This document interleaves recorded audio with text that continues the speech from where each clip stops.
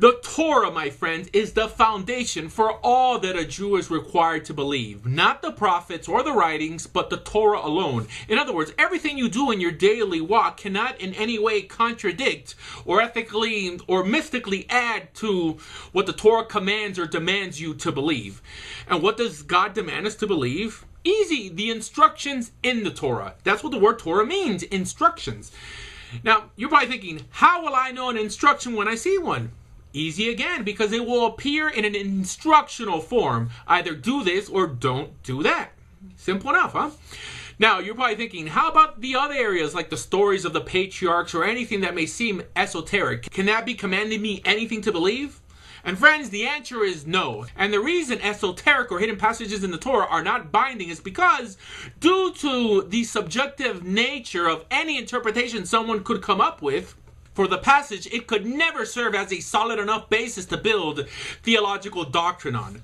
And second, the Almighty himself says in Deuteronomy 29:29 that the hidden things are for God and only the revealed things, the Pashat, is for man. Which tells us that if he is saying this in Deuteronomy, he must be stating that within the 5 books themselves, there are passages that are off limits to build doctrine on. So in other words, we can only use the Pashat, the simple meaning of the commands, to understand what the Almighty demands from us. Actually, from a doctrinal perspective, when we say Torah, we're only referring to the instructions within the Torah, the do's and don'ts, and not every other narrative within it. And don't get me wrong, the narrative sets the platform for everything that came later. But again, it's only the 613 mitzvot that are Hashem's instructions for humanity, which is why it is known as the Torah. And again, the positive commandments and the negative ones are the only commands the Almighty expects us to build doctrine with and live by. Now, you're probably thinking, how about the prophets and the writings? Can we build doctrine from them? And aren't they divinely inspired? No, the prophets and the writings are not divinely inspired in themselves, but actually only attain their inspirational level only in how they bounce their ideas and words off the Torah first, which is why the whole role of the prophet was always to get the people back to Torah observance and not to have them build doctrines on their esoteric speech, to the point that we see that the rabbis of the great Sanhedrin were debating on what books to include and what books to leave out of the Jewish canon based on that criteria, to the point that according to the Gemara, books like Yehezkel, Kohelet, and even Shir Hashirim were almost left out. So in other words, someone cannot say that I believe in such doctrine because the prophets say so without first seeing if that idea stemmed from the Torah to begin with. Because the command is very clear in the Torah that a prophet, and this also includes biblical prophets, could not add or take away from what's commanded within Torah. In other words, they're restricted to work from within the Torah's theological boundaries. Also, something very important to note is that the scribal authenticity of the prophets has never really existed. In other words, regarding a Sefer Torah, we know that Jews were always commanded to take the utmost precise care when duplicating these books, lest due to an error the message become distorted. However, the same care was never taken regarding the other books, which is why, my friends, the Torah has always been our foundation. Now you're probably thinking, how about the rabbis? Where does their authority come from?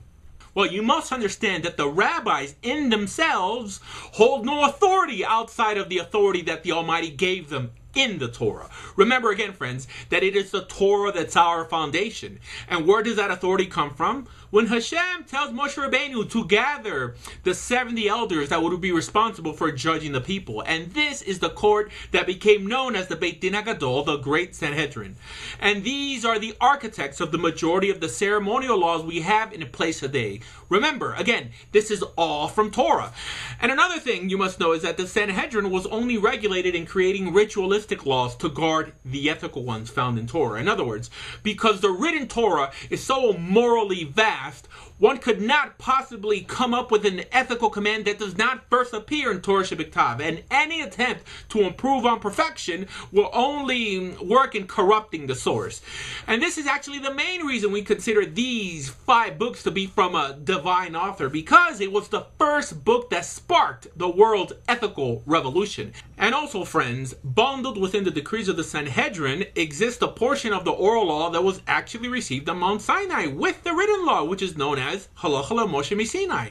Now, these are laws which, again, contain no ethical precepts, but only ritualistic and ceremonial ones. So according to the Torah and even the Code of Jewish Law, the rulings of the Sanhedrin are the only rabbinical commands we must follow, not your local rabbis or any of the later Geonim, Rishonim, or Achronim. Now, they can surely give advice and expound on the words of Chazal, on the words of the Sanhedrin, but their own opinions are not in any way halachically binding on the life of a Jew. So here you have the tools, my friends, to understand what a Jew is expected to believe and where it derives from. In other words, all from the Torah itself. So let's recap.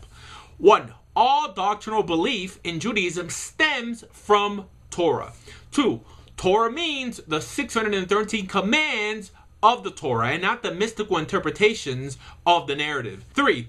The prophets and the writings are only inspired only in as much as they amplify the message that is already found in Torah, and nothing they can say can add or take away from the Torah itself. And 4, regarding the rabbinic law, only the words of Chazal or those who sat on the Sanhedrin are binding because God himself told us to listen to them in the Torah. And bundled within their teachings is the portion of the oral law that we actually received on Mount Sinai with the written law, which the Rambam limits to only 30 ceremonial laws and a few scriptural clarifications.